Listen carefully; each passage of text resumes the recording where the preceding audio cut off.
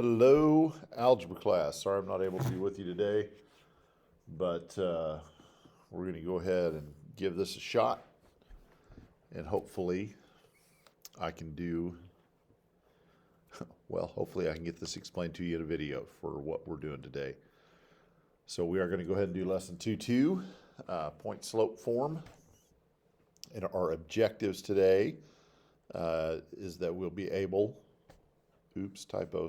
we'll be able to write and graph linear equations in point slope form, and we'll be able to analyze different forms of a line to interpret the slope and y-intercept of a linear model in the context of data. That sounds complicated. You guys already know how to do that in other forms like slope-intercept form, but today we're gonna look at graphs with data and see how we can see what point slope form looks like. It's just another form of an equation like you already know with slope-intercept form. So I think we'll be okay. You already know a couple of formulas, and point slope form is just another type of formula just like the ones that you already know how to do. And so you know that with the slope formula, all you need in order to use the slope formula is two ordered pairs. So if I had two ordered pairs, 6, 2, and I don't know, 9, 5, I can use those two numbers, or two sets of numbers, those two ordered pairs, to plug into the formula to find the slope of the line that connects those two ordered pairs. That's all a formula does. It lets us use the data, the information that we have available to us, and put it in a specific format so that we can graph it, so that we can interpret the data, whatever.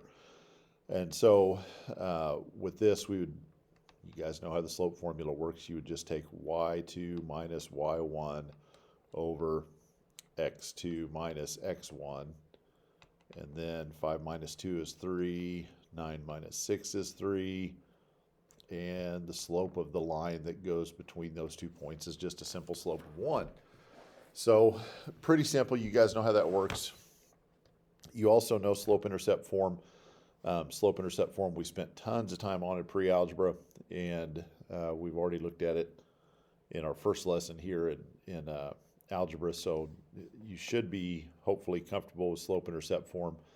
But you guys know that in order to use slope-intercept form, you just need to know two things. I need to know the slope, and I need to know the y-intercept of the line that we're talking about. So the slope maybe is something like 1/2, and if the y-intercept is -2, that's an ordered pair. That would be an ordered pair of 0, -2. We know the x value because it's on the y-axis, and the x value is always 0 on the y-axis. And then the y value is really what we're after there for the y-intercept. And if I know those two things, if I know the slope and the y-intercept, then I can use the slope-intercept formula. Y equals 1/2 x minus 2. It's that simple. And so today we're going to use and learn first, and then we're going to use a new formula. And this formula is called point slope form.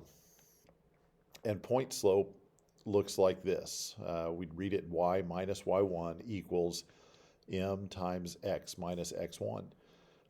And so m is exactly what you think m is. M is the slope, just like we're used to it being. And then we're used to using a formula, the slope formula, that uses a y1 and an x1 in that formula, and that's exactly what we have here. We just need an ordered pair. We need an ordered pair that gives us our y1 and x1 value.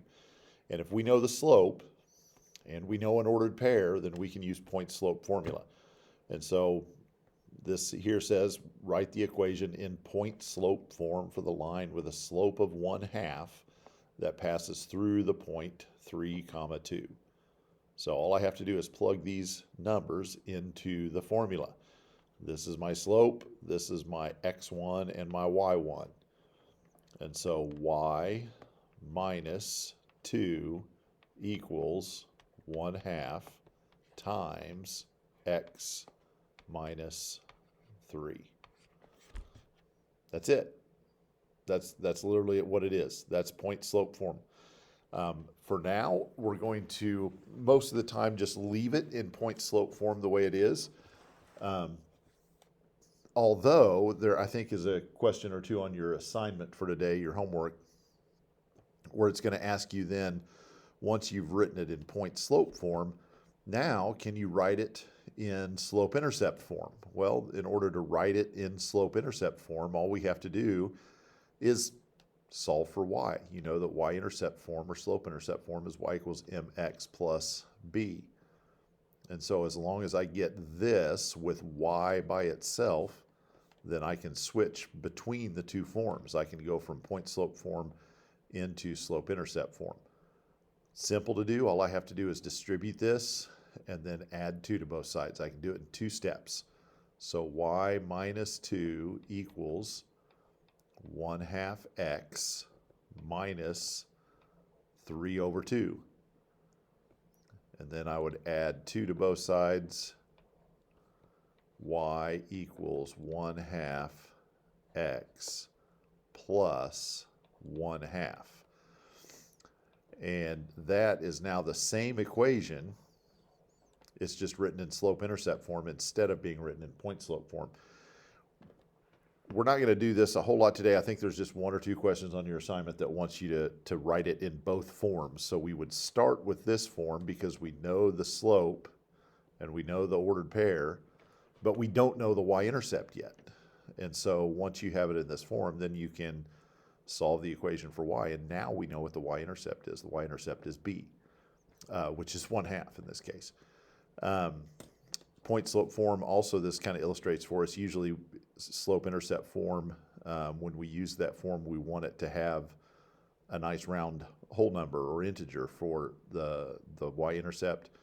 A lot of times when we use point slope form, it's because we don't have a good y-intercept to work with.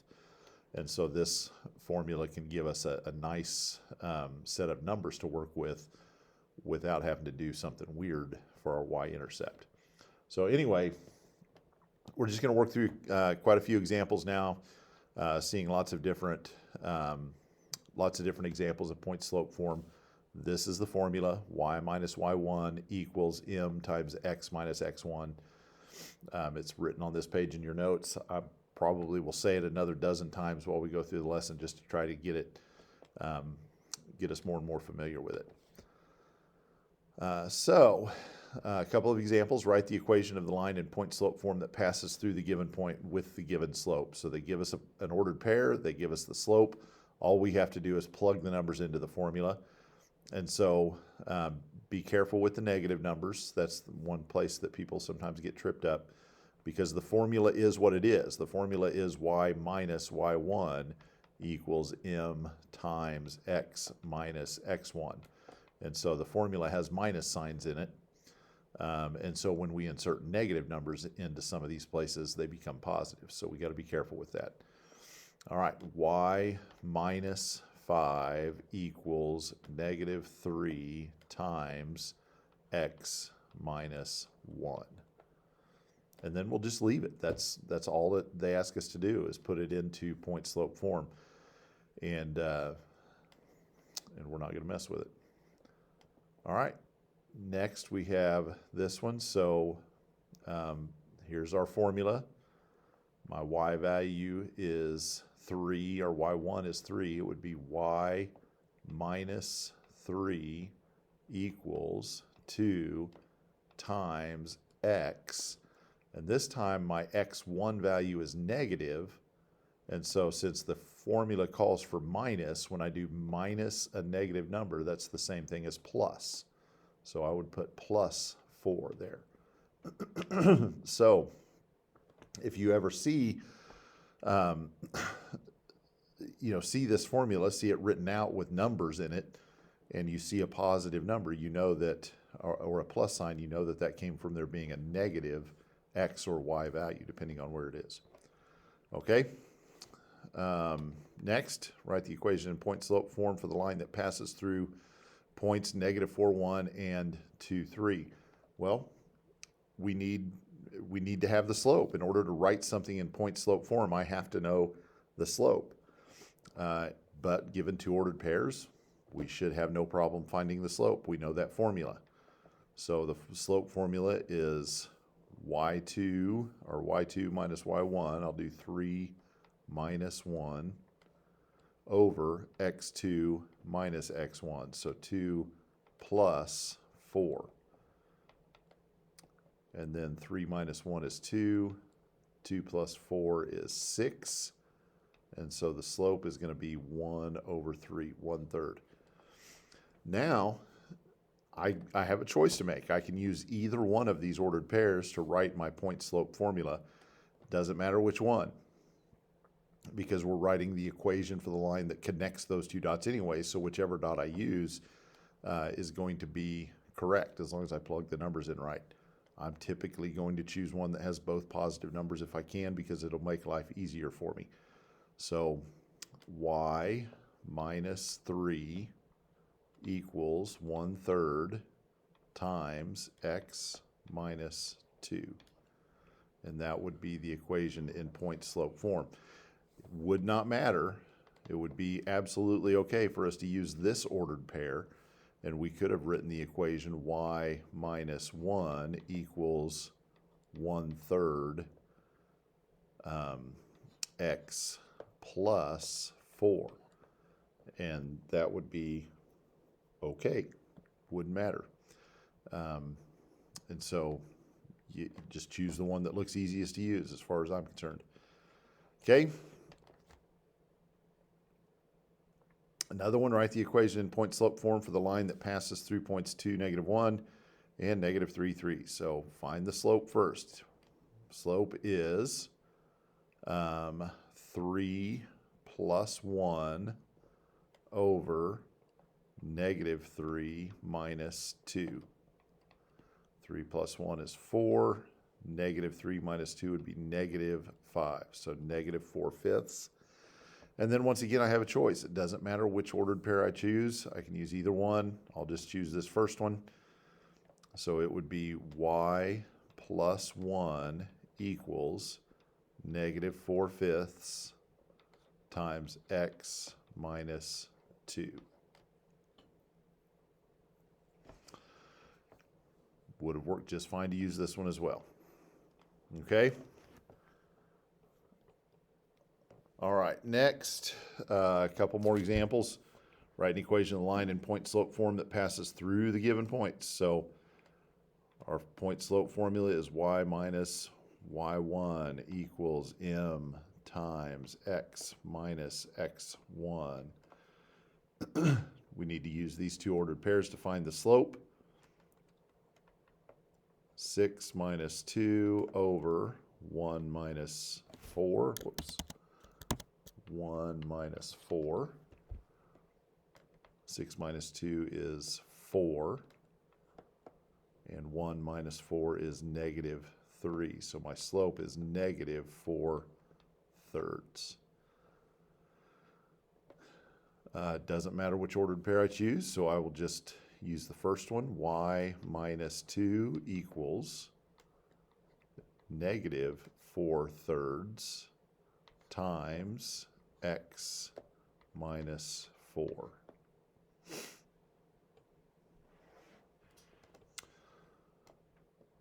Number 8 here, I'll find the slope first. -4 minus 8 over 7 plus 2. -4 minus 8 would be -12. 7 plus 2 is 9, so that's going to be -4/3. Huh. Okay. 4 minus 8, 7 plus 2. Yep, that should be right. Okay. Again, either ordered pair does not matter. I'll just use the first one here. So y minus 8 equals m times x plus 2.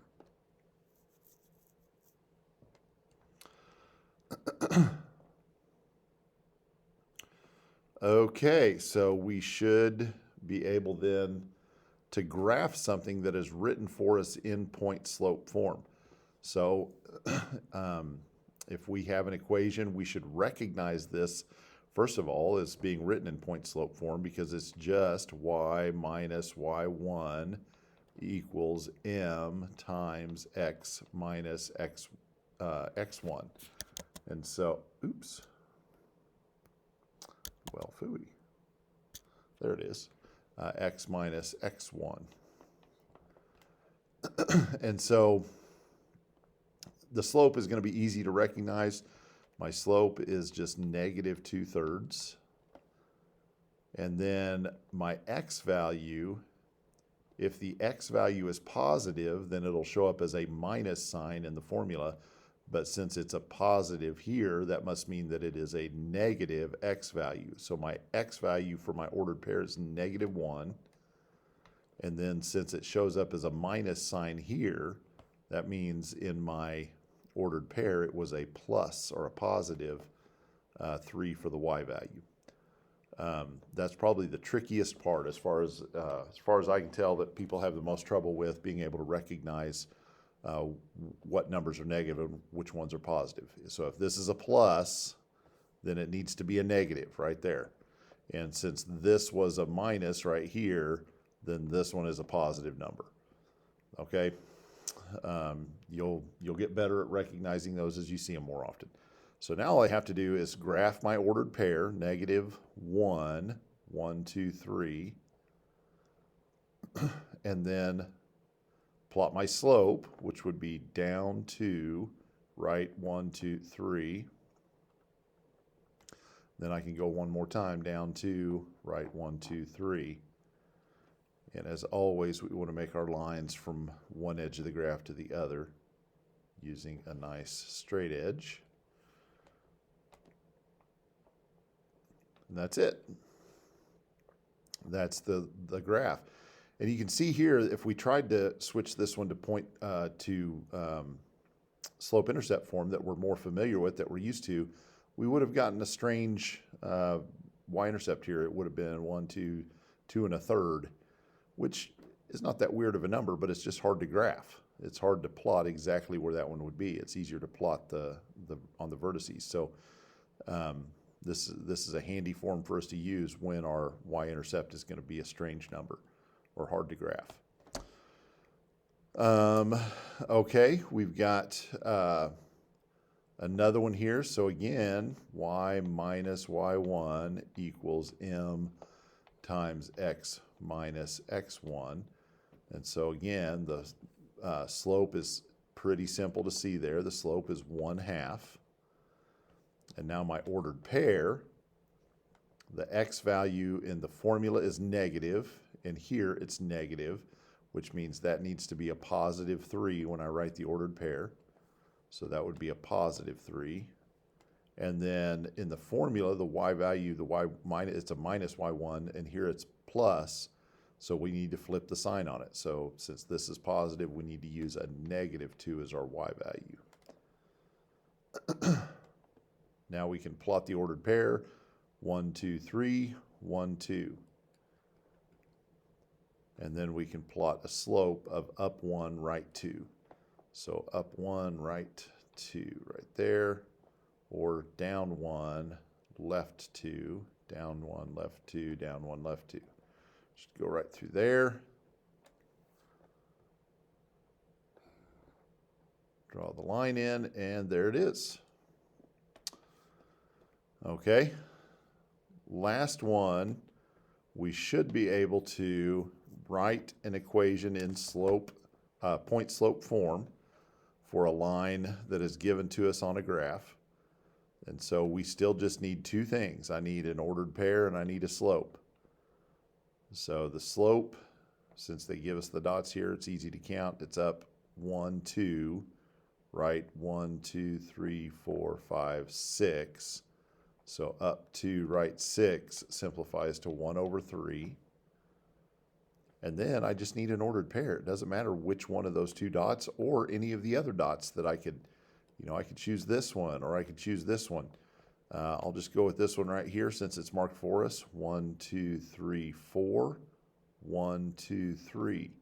So my ordered pair would be -4, 3. So now I have my slope, I have my ordered pair. So it would be y minus 3 equals 1/3 times x plus 4. That's it.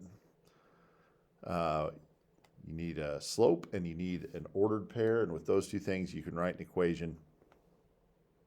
For the homework, if you need to go back and look at that first slide, don't forget once we've got it written in point slope form, which this first line is written in point slope form, in 2 steps I can have it changed into y-intercept form, slope-intercept form. First thing I would do is distribute the slope through the equation or through the parentheses there, and then you'll have a number attached to this y value that you either would add or subtract here depending on what's going on. So in 2 moves you can have this written in slope-intercept form if you need to. Here's your assignment.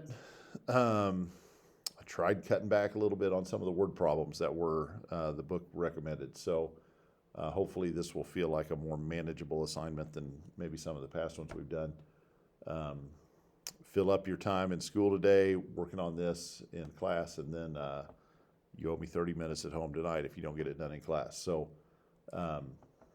do the best you can. We'll take questions over tomorrow. We'll certainly review all this and probably spend at least 1 more full day on point slope form, maybe even another couple of days, just making sure that we have it under our belts before we move on to something else. This is one of those that once you learn it, it's kind of like slope-intercept form. Most of you, once you have that learned, you do pretty well with it. This can be a little bit confusing when it's new, but once you've got it under your belt, it usually goes pretty well with us. So I'll see you guys tomorrow. Have a great day. Thanks for tuning in.